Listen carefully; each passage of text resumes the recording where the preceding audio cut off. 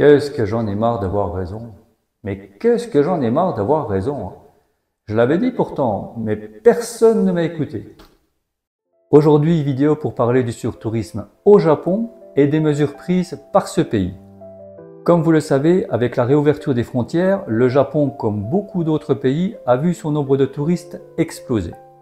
J'avais déjà fait une vidéo il y a environ un an, je vous la mets ici en description, concernant le surtourisme au Japon, et malheureusement, j'avais raison. Le Japon a commencé à prendre des mesures pour gérer ce surtourisme. Surtourisme, trop de touristes, surtourisme, trop de touristes.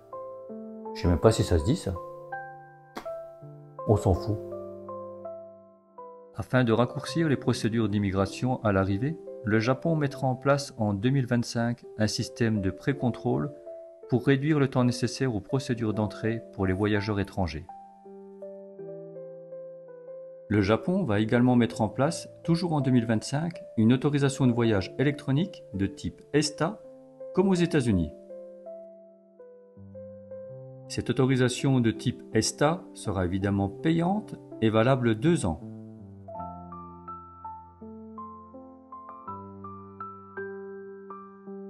Depuis mars 2024, la barre des 3 millions de touristes par mois est franchie sans interruption. Selon l'Office national du tourisme japonais, le nombre de touristes étrangers atteindra fin 2024 35 millions, un record. Je vais vous expliquer les différentes raisons de cette augmentation. Tout d'abord, la fin de la pandémie avec l'augmentation du nombre de vols et de nouvelles liaisons vers le Japon. Ensuite, l'arrivée de navires de croisière, principalement de Chine. Et bien sûr, la faiblesse du yen par rapport à d'autres monnaies. Voici un tableau qui vous indique les nationalités des pays qui visitent le plus le Japon. Vous pouvez remarquer en tête les pays d'Asie, en particulier la Chine, suivie de la Corée du Sud et de Taïwan. Viennent ensuite les États-Unis avec une hausse de 60% par rapport à 2019. La France est loin derrière avec seulement 37 400 touristes. Avec le retour en force du tourisme en 2024, le gouvernement japonais réfléchit à des mesures pour limiter le nombre de touristes dans certains lieux, ce qui pourrait compliquer l'organisation de votre voyage. Si le pouvoir d'achat européen était élevé pour aller au Japon en 2023 et 2024, cette situation pourrait changer très rapidement. La Banque du Japon a commencé à ajuster ses taux directeurs, ce qui pourrait entraîner une appréciation du yen, la monnaie japonaise.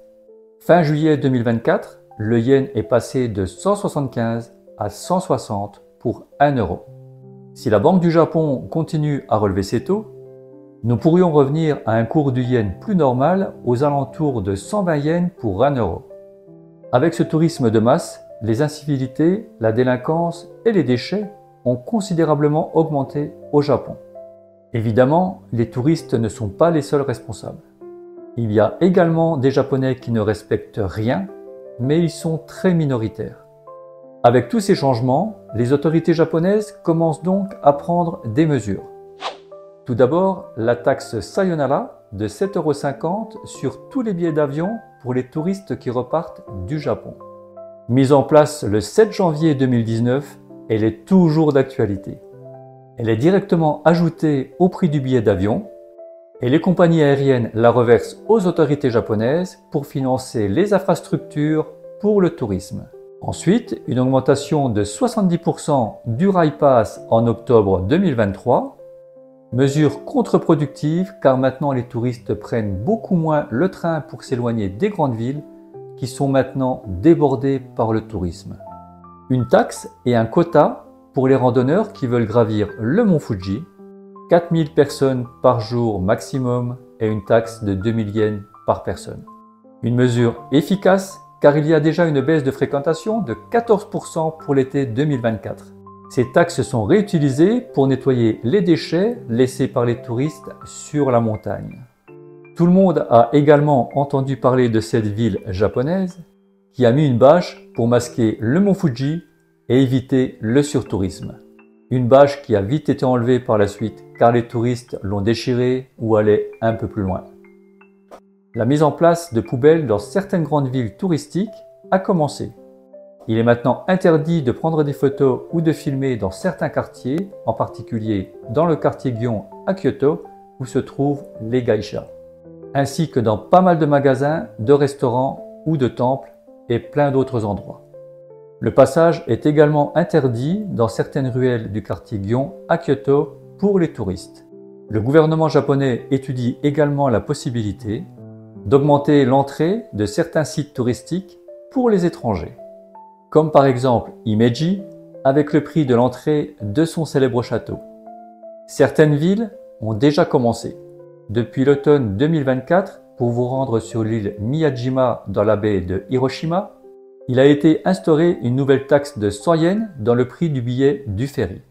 Selon une étude japonaise, 60% des Japonais interrogés seraient favorables d'augmenter les prix pour les touristes étrangers. Dans les restaurants, dans les transports, les musées et bien d'autres endroits encore. Une étude est également en cours pour mettre en place un pass transport pour les résidents de la ville de Kyoto afin qu'ils payent un prix normal et que les touristes étrangers et japonais payent plus cher. Une ligne de bus desservant tous les lieux touristiques a déjà été mise en place à Kyoto pour les touristes afin de libérer les autres bus pour les Japonais locaux. Et vous verrez qu'il y aura de plus en plus de restrictions pour les touristes à cause de comportements de cochons et de sauvages de certains. Je vais vous montrer une vidéo filmée l'été dernier à Osaka avec ces rues qui sont très sales. Cette ville est effectivement réputée pour être plus sale que les autres du Japon et j'ai vraiment été déçu par tous ces déchets et les comportements de certains touristes. Les Japonais vont avoir pas mal de travail pour préparer l'exposition universelle qui se tiendra à Osaka en 2025. Surtout avec les 28 millions de visiteurs attendus pour cet événement.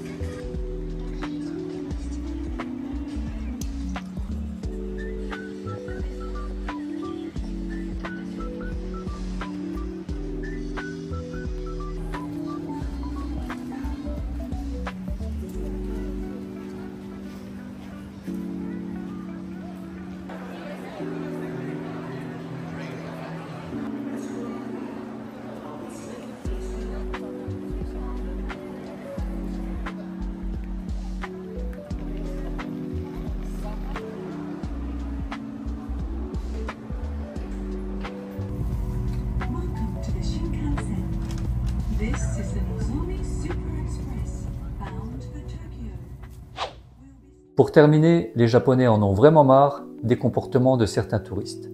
Alors que le gouvernement japonais s'est fixé comme objectif d'attirer 60 millions de touristes par an d'ici 2030, soit environ le double de 2019 avant la pandémie.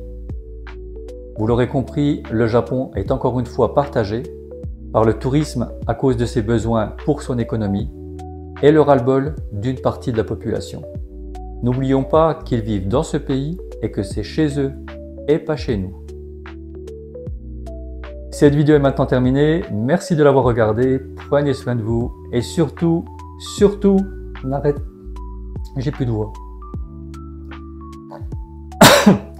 Cette vidéo est maintenant terminée. Merci de l'avoir regardée et surtout, n'arrêtez jamais de voyager tant que vous le pouvez.